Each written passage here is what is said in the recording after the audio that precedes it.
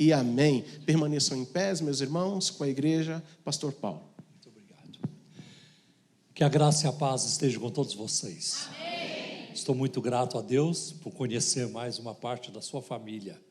E me sinto muito bem aqui no meio de vocês. Uma família, né? A música, a ministração, o amor de vocês é muito importante. Não apenas para mim, mas para o reino de Deus em geral. Podem tomar assento, por gentileza.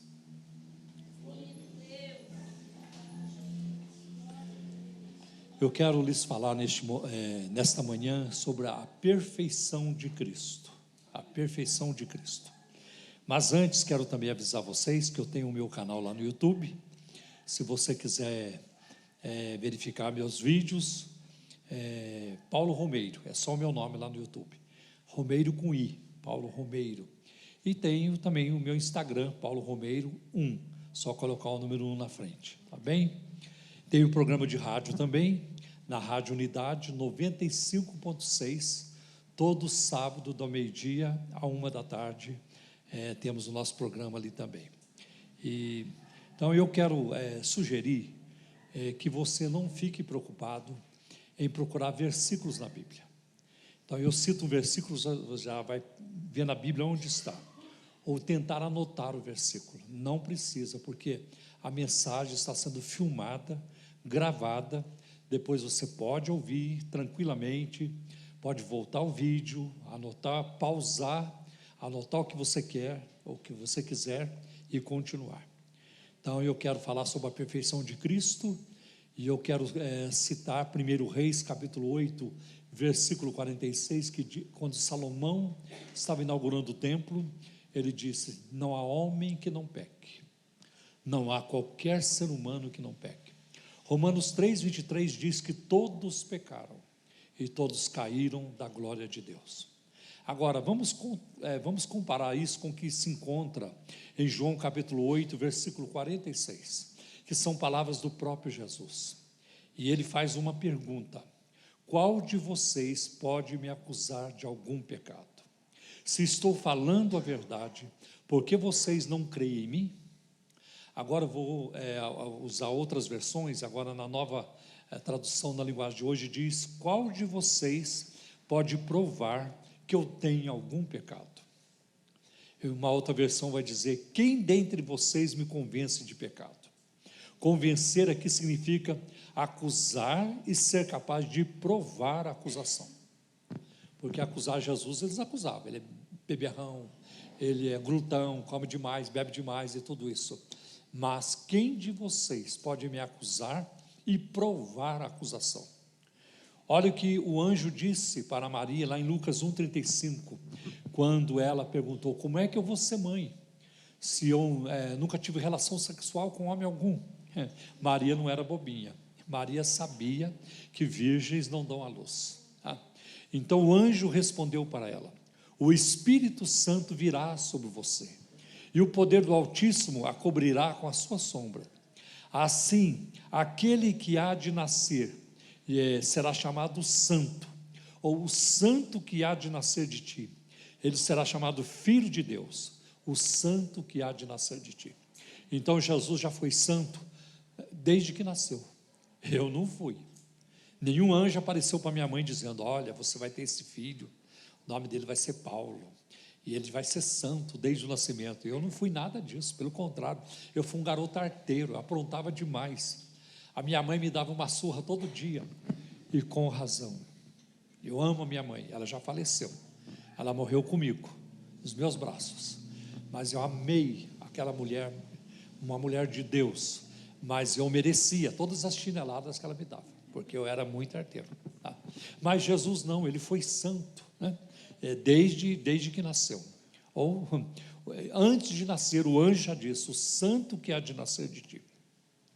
Em João capítulo 14, versículo 30, Jesus diz assim: o príncipe deste mundo se aproxima, e ele nada tem em mim, nada temos em comum. Não há nada em Cristo que possa ser encontrado no diabo, e não há nada no diabo que possa ser encontrado em Cristo. Eu não posso dizer isso que Jesus falou, né? O diabo se aproxima e nada tem em mim. Por quê? Porque ele se aproxima, e encontra em mim algumas coisas que existem nele, né? Por exemplo, a soberba, o orgulho, né? O ódio, a ira, tanta coisa ruim que existe em mim e que pode ser encontrado no inimigo. Também em 2 Coríntios 5:21, Paulo escreveu que ele não conheceu o pecado. E o verbo aqui expressa conhecimento adquirido pela experiência. Em outras palavras, Paulo está dizendo que Cristo nunca experimentou o pecado. Ele não conheceu o gosto do pecado, o sabor do pecado. Ele nunca passou por essa experiência. Olha o que está em Hebreus capítulo 4, versículo 15. Jesus foi tentado em todas as coisas, mas sem pecado. Eu não sou tentado em todas as coisas. Olha, eu não sou tentado a fumar, a usar cocaína, crack. Eu nem conheço isso. Eu nunca vi. Se eu ver na minha frente, capaz de eu comer, pensando que é algum doce, alguma sobremesa. Eu nunca vi isso na minha vida. Então eu não sou tentado. Eu nunca fui tentado a sequestrar alguém. Eu não fui. Nunca tive vontade de sequestrar alguém. Mas a Bíblia diz que Cristo em tudo foi tentado, porém sem pecado. Sem pecado.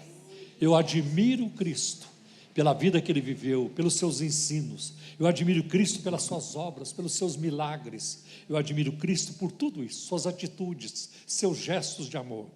Mas a razão pela qual eu mais admiro Cristo é porque Ele viveu uma vida sem pecado. 1 João capítulo 3, versículo 5 diz: nele não existe pecado.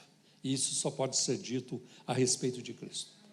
Tem um autor chamado Oswald Sanders, ele escreveu um livro, não tem em português seria o título O Cristo Incomparável. E ele diz que um acadêmico do hinduísmo, um professor do hinduísmo, que é uma religião muito importante na Índia, muito antiga, e esse professor ficou muito incomodado com o progresso da fé cristã entre o seu próprio povo. Por isso ele elaborou um plano de distribuir um livreto apontando os erros de Cristo e a falácia de se crer em Cristo, o erro de se crer em Cristo. Por 11 anos, este professor estudou diligentemente o Novo Testamento, procurando por falhas no caráter e nos ensinos de Cristo. Além de não ter conseguido nada, ele tornou-se convencido de que o homem que ele tentou desacreditar era quem dizia ser o Filho de Deus. Aí esse professor confessou com ousadia, abertamente, a sua fé em Cristo. Jesus é um perigo. Jesus é um perigo. Ele é um tremendo do sedutor. Se você passar por perto dele, já está fisgado para sempre. Não tem mais como se livrar dele. Isso aconteceu comigo quando eu tinha 19 anos de idade. E eu trabalhava numa fábrica de aviões, na Embraer, lá em São José dos Campos. Depois de ter passado 5 anos num seminário católico, preparando-me para ser padre. Eu saí do seminário, fui trabalhar fora, e eu fui evangelizado por um rapaz da Assembleia de Deus. E eu conheci a Cristo. Foi a maior aventura da minha vida. E já se passaram mais de 50 anos, né? A alegria e a satisfação vai além do que eu posso explicar para vocês. E eu naquela época não precisava de Cristo do ponto de vista humano, financeiro. Não, eu estava bem, eu ganhava bem, eu tinha um bom salário, eu morava sozinho, não tinha ninguém para mandar em mim, eu me divertia como queria, eu tinha grana para bancar meus vícios, tudo isso, mas dentro de mim um vazio, que só alguém do tamanho de Jesus consegue preencher. Cristo preenche esse vazio. Cristo traz sentido à nossa vida.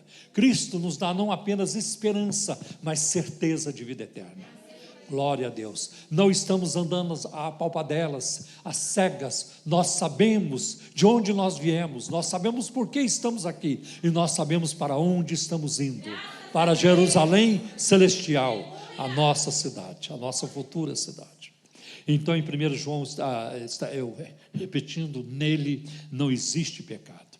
Os evangelhos apresentam um homem que exibe perfeição em todos os estágios e circunstâncias da sua vida. Ele não viveu numa caverna, ele não foi se esconder num mosteiro, num convento, num mosteiro eu digo, para viver uma vida pura. Ele conviveu no meio dos pecadores, a ponto de ser censurado e criticado por isso. Mas o mestre de vocês só vive com quem não presta, E Jesus era assim. Aonde tinha uma turma, a rapa do tacho, lá estava Jesus no meio deles. Jesus se sentia bem no meio daquela turma. A perfeição moral de Cristo é única na história. Nunca vamos encontrar outra pessoa que tenha a perfeição moral de Cristo como Jesus. Ninguém apresentou isso. Pergunte para as pessoas que o conheceram. Pergunte para as pessoas que com ele conviveram. Pergunte para José e Maria, seus pais. Pergunte para os clientes da carpintaria. E aí, Jesus cobra caro? Não, Jesus é barateiro. E o trabalho dele é bem feito. Não existe nada melhor no mundo. E Jesus é ponta firme demais. Facilita o pagamento. Trata a gente com amor e com respeito. Jesus era assim. Nunca surgiu na face da terra um marceneiro, um carpinteiro melhor do que Jesus. Nunca surgiu e nunca vai surgir, tá? Então pergunte para eles. A própria mulher de Pilatos, quando Jesus estava sendo julgado, né? E ela manda um recado para o governador Pilatos dizendo: não se envolva com este justo, com este inocente. Isso está em Mateus 27, versículo 19. O próprio Pilatos, ele declara em João 18:38 e também em João 19:4: eu não acho nele crime algum. Vamos encontrar até o próprio Herodes também dizendo, afirmando isso em Lucas 23, versículo 15. Olha o que Judas Iscariotes fala, depois que ele traiu Jesus, ele vai devolver lá o dinheiro para os sacerdotes. Ele diz: eu pequei traindo sangue inocente. Isso está em Mateus 27, versículo 4.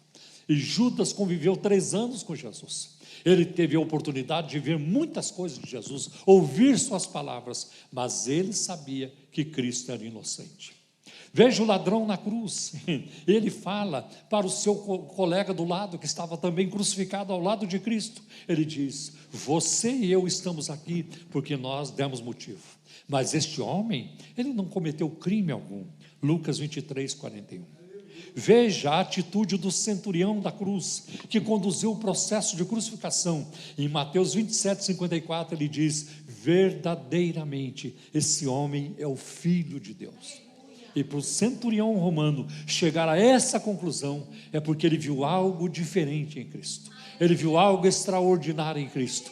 E a verdade é essa, que Cristo é extraordinário, Ele é incomparável, não tem ninguém como Ele. Glória a Deus. Veja a multidão, em João capítulo 7, versículo 12, dizendo: Ele é um homem bom. Olha o que nós vemos em Marcos capítulo 7, versículo 37. O povo ficava simplesmente maravilhado e dizia: ele faz tudo muito bem, faz até o surdo ouvir e o mudo falar, faz tudo bem. Jesus, o próprio Jesus declarou em João 8, versículo 29, o Pai não me deixa sozinho, pois eu faço sempre o que lhe agrada. Nunca Jesus agiu, pensou, olhou, balbuciou algum som contra a vontade do Pai, sempre fazendo a vontade do Pai. É muito interessante que nós vemos em Hebreus 7, 26, uma declaração sobre Jesus, e o autor de Hebreus escreve assim: é de um sumo sacerdote como este que precisávamos, santo, inocente, separado dos pecadores e feito mais sublime do que os céus. E no versículo 28 diz assim: o Filho é perfeito para sempre. Que coisa extraordinária. Você e eu cremos no Filho de Deus e no Deus o Filho. O Filho é perfeito para sempre. Olha o que Pedro escreveu na sua primeira carta, capítulo 2, versículo 22. Ele não cometeu pecado algum, e nenhum engano foi encontrado na sua boca. Na sua boca não existiu engano. Até os demônios reconheciam isso. Em Marcos 1, 24, eles clamaram: eu sei quem tu és, sabemos quem tu és, o Santo de Deus. Os demônios sabiam e reconheciam que Cristo é o Santo de Deus. Não havia excesso ou deficiência no caráter de Cristo. Mesmo muitos dos que não são cristãos reconhecem isso, falam da sua grandeza, falam do seu amor, falam da sua vida de exemplo e tudo isso, Os melhores homens e mulheres possuem suas fraquezas, Mas em Cristo nem havia pontos fortes, porque quando a gente fala em pontos fortes, implicam em pontos fracos também. Nenhuma fraqueza pôde ser encontrada em Cristo, ou pode ser encontrada nele. Ao longo da sua vida, ele manteve todas as virtudes imaculadas. E outra coisa, Cristo participou da nossa fraqueza física e emocional.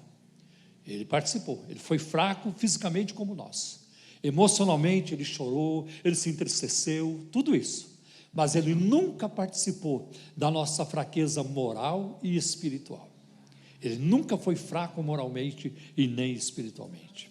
Falando ou calando-se, a perfeição do seu caráter foi sempre demonstrada. Ele nunca falou quando deveria estar calado. Puxa, eu não devia ter falado aquilo, exagerei ali. Não, nunca houve isso. E ele nunca se calou quando deveria falar. Ah, mas por que eu não falei?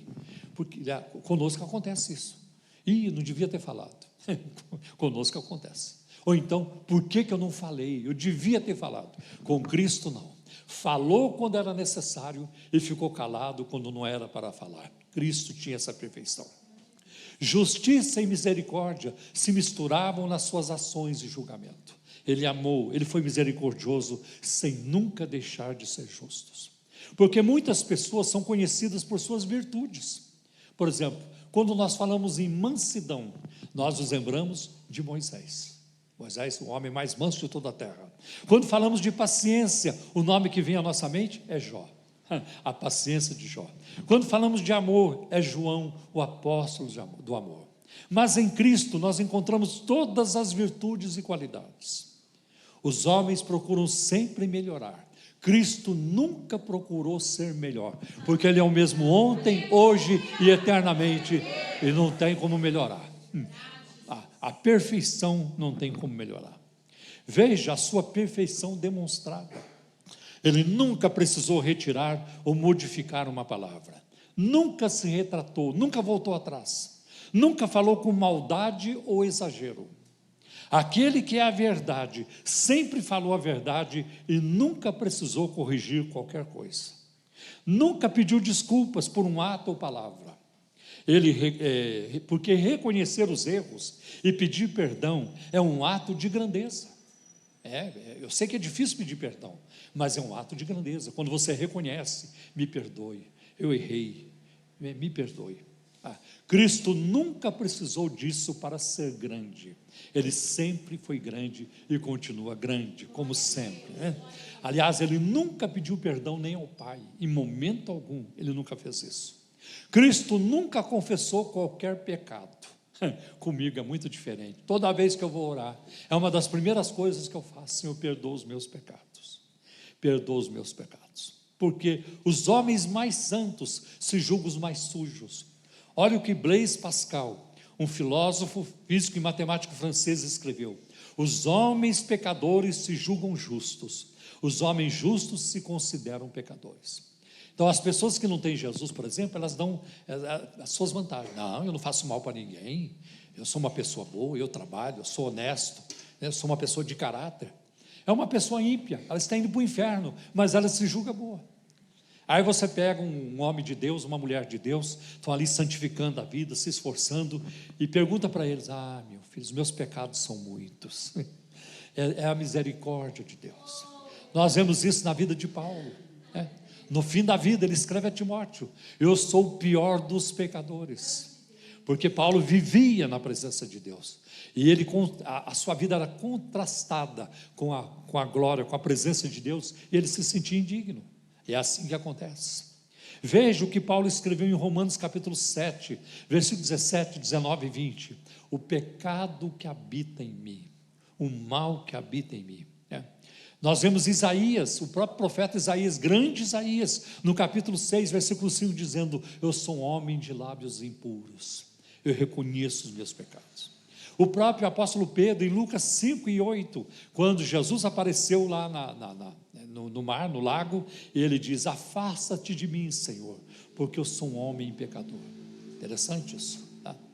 Em João capítulo 8, versículo 46, Cristo desafiou os seus acusadores: provem que eu cometi algum pecado. Irmãos, eu não poderia falar isso nunca, principalmente perto da minha esposa. Principalmente perto da minha esposa. Agora, Jesus falava isso diante das pessoas que o odiavam, que queriam o pior para ele, escribas e fariseus, os religiosos daquela época. Provem que eu cometi algum pecado. Eles não conseguiram, e não foi por falta de querer, eles queriam provar, e eles viviam procurando ocasião para isso. Aonde Jesus estava, tinha um grupo espionando. Vamos ver se ele erra agora. Vamos fazer uma pergunta para pegar ele agora. Agora ele cai com essa pergunta que vamos fazer. Nunca Jesus caiu. Que coisa maravilhosa. Eles não conseguiram, né? O que eles mais queriam era pegar Jesus num deslize, numa falha, né? Num erro. A vida de Jesus foi um livro aberto. Ele nunca fez algo escondido, né? Aí ele disse isso diante de Pilatos, né? Olha, eu falei abertamente, eu não falei escondido, eu falei sobre os telhados, eu falei abertamente. Pergunte àqueles que ouviram. A sua vida foi então um livro aberto. Ele nunca pediu perdão, nunca sentiu remorso ou demonstrou medo de um castigo futuro. Por exemplo, quando ele entra no templo, está em João capítulo 2 e outros textos, e ele então faz um chicote e vira as mesas, bota os cambistas para fora, e ele não se arrependeu no fim daquele dia. Pedro, o que você achou daquilo que eu fiz? Mestre, pegou pesado demais. É verdade, né? Não, nada disso. Ele fazia só o que agradava ao pai. É como se o pai dissesse para ele: filho, você está vendo essa baderna? Você está vendo essa corrupção aqui na minha casa de oração? Filho, tem umas cordas aqui atrás da porta. É isso aí, filho, vai lá. E fez um chicote. E tudo que Jesus fazia bem feito. Aquele foi um bom chicote. E ele fez o trabalho. E quando ele terminou, é como se o pai dissesse: obrigado, filho, exatamente o que eu queria. Então Jesus nunca precisou recuar e nem retroceder. Que coisa tremenda que nós encontramos em Cristo. Agora, ele nunca pediu desculpas por um ato ou palavra. Reconhecer os erros é um ato de grandeza, como eu já afirmei. Vemos isso na vida de Cristo. Nunca pediu perdão, nunca sentiu remorso ou demonstrou medo de um castigo futuro. As pessoas têm medo do futuro. As pessoas veem um sinal no céu, um meteoro que cai, já pensam no castigo. Ou falar de uma guerra, ou tem crentes que ficam com medo, né? Tanta coisa. Cristo nunca teve medo do futuro. Ele viveu sereno em relação ao futuro, porque Ele é o Senhor do futuro. Eu não preciso me preocupar com amanhã, com o futuro, porque Jesus já está lá no futuro, esperando por mim, como Ele está aqui hoje comigo também. Glória a Deus. Jesus nunca se sentiu culpado. Na oração do Pai Nosso, Ele ensinou seus discípulos a pedir perdão. Perdoa as nossas dívidas, mas Ele mesmo nunca pediu perdão. Aliás, Jesus nunca pediu conselhos a ninguém. E pedir conselhos é uma coisa boa. Olha o que diz Provérbios 11:14. Na multidão de conselhos há sabedoria, há segurança. Veja o caso de Moisés, quando ele estava atendendo o povo, não tinha tempo para nada, o dia todo, as encrencas do povo de Israel no deserto. Aí o sogro dele, o Jetro, chegou e disse: você vai morrer. Você precisa escolher homens aí das tribos para que esteja atendendo as pessoas, e aquilo que eles não resolveram, eles vão trazer a você. E Moisés aceitou aquele conselho do seu sogro. Salomão recebeu conselhos. Os reis tinham e continuam tendo os seus conselheiros. E é muito interessante que Cristo teve discípulos, mas Ele nunca teve conselheiros. Não tem um conselheiro no grupo de Jesus. Quando alguém queria lhe dar um conselho, Ele rejeitava o conselho, como nós vemos em Mateus 16, versículo 21 a 23, quando Pedro diz: não, o senhor não vai morrer não, tenha misericórdia do senhor, para trás de mim, Satanás. Ele não diz: Pedro, vai ver que você tem razão, vou pensar melhor sobre isso. Não, para trás de mim, Satanás. Essa foi a resposta de Jesus. Nunca procurou justificar uma conduta ambígua, confusa. Por exemplo, em Marcos capítulo 4, versículo de 35 a 41, quando ele dormia no barco, no meio da tempestade, seus discípulos questionaram sua aparente indiferença. Mestre, o senhor não se importa que pereçamos? E Jesus disse: é verdade, eu me esqueci, dormi demais. Não, Ele não concordou com esta acusação dos discípulos, pelo contrário, ele os confronta, ele acorda e diz: por que vocês estão com tanto medo? Ainda não têm fé?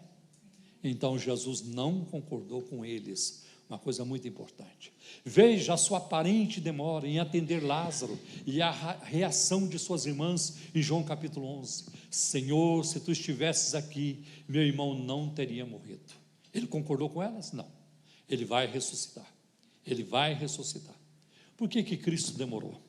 São as demoras estratégicas de Deus. Se ele tivesse atendido o pedido de Lázaro, logo no primeiro momento, ele teria encontrado Lázaro com dor de cabeça, alguma doença, teria orado e ele teria sarado. Mas Cristo quis que as coisas piorassem para que o milagre fosse maior. E às vezes é assim mesmo. Está demorando, irmão, o milagre vai ser maior. E aí, quando ele vai, 2 dias depois, Lázaro está morto, já faz 4 dias, né? E ele então ressuscita, e se torna um dos grandes milagres da Bíblia.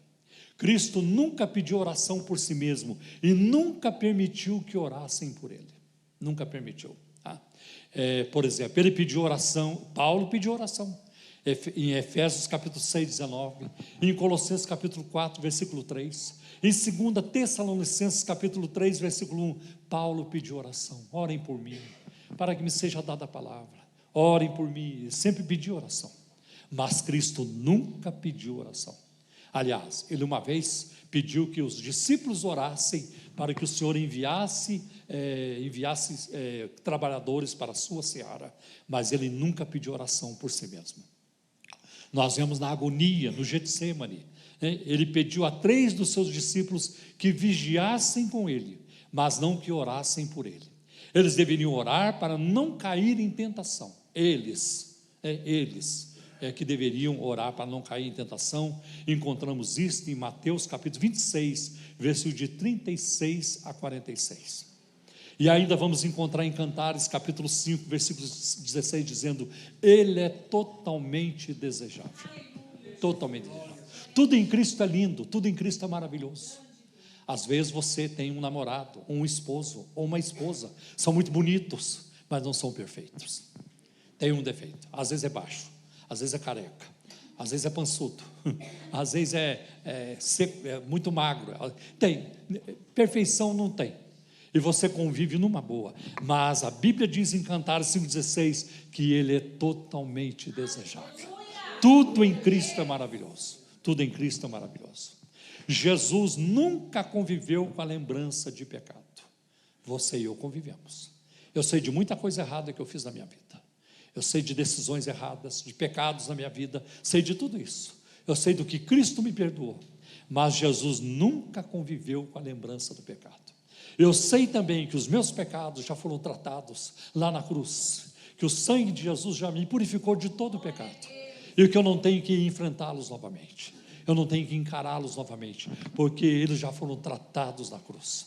Mas Cristo nunca conviveu com a lembrança do pecado.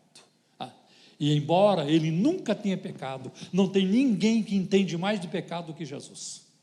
Ninguém. Nem o inferno, nem Satanás entende tanto de pecado quanto Jesus entende. E porque o pecado é o nosso problema maior, Cristo tem todo o poder para tratar dele, e tratou cabalmente lá na cruz do Calvário. As lentes da crítica histórica nunca se desviaram dele. Cristo é o único perfeito na história. Você não vai encontrar perfeição em Buda, nem em Maomé, nem em Confúcio. Você não vai encontrar perfeição em Allan Kardec. Você não vai encontrar perfeição em Abraão, Moisés, Isaac. Você não vai encontrar perfeição em Pedro e Paulo. Só Cristo é perfeito, porque ele é filho de Deus e Deus o Filho, e ele vive para sempre. E a salvação que ele oferece é uma salvação perfeita, não é pela metade, não é a pinga-gotas, não é parcelada. A salvação de Cristo ela é completa. Ele salva a nossa alma, ele salva o nosso espírito, ele salva o nosso corpo. Nossos corpos estão reservados para a ressurreição. E quando chegar o momento de ressuscitar, ouvirmos a sua voz lá do sepulcro: volvei, filho dos homens, nós ressuscitaremos para termos um corpo como o do Senhor, um corpo glorificado. Amém? Glória a Deus. As lentes da crítica histórica nunca se desviaram dele. Quantos críticos se levantaram ao longo da história para dizer que Cristo é uma balela, que Cristo é uma conversa fiada, que Ele nunca existiu, que Ele não fez isso e aquilo, que existem mentiras aqui e ali, que os milagres não aconteceram. Graças a Deus que a palavra de Deus é 100% confiável, a palavra é infalível, a palavra é eterna, a palavra que permanece para sempre.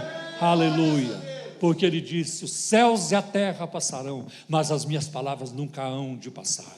É por isso que eu sou um homem feliz. Eu não quero outra vida além da vida em Cristo. Não existe felicidade, não existe alegria em outro lugar. Sabe por quê? Porque não existe tragédia maior do que morrer fora de Cristo. E porém não existe vitória maior do que morrer em Cristo. Não importa como vamos morrer, nem quando vamos morrer. O que importa é morrer em Cristo. O que importa é ressuscitar com Ele e com Ele viver para todo sempre. Amém, meus irmãos. Deus abençoe vocês com essa mensagem, em nome de Jesus. Quero orar por vocês, tá bom? Vou orar por vocês.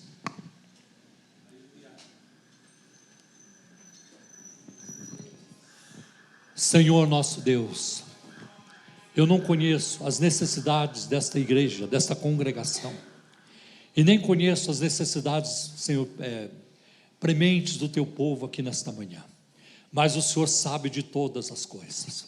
Toma cada vida aqui presente na palma de tuas mãos e trabalha e concede a vitória a cada um. Eu peço que o Senhor venha dar vitória na tentação. Alguém que está preso num vício escravizador, quebra, Senhor, as correntes, as cadeias deste vício, para que tenham uma alma livre e possam te louvar e te servir com toda a liberdade. Salva os perdidos, Senhor.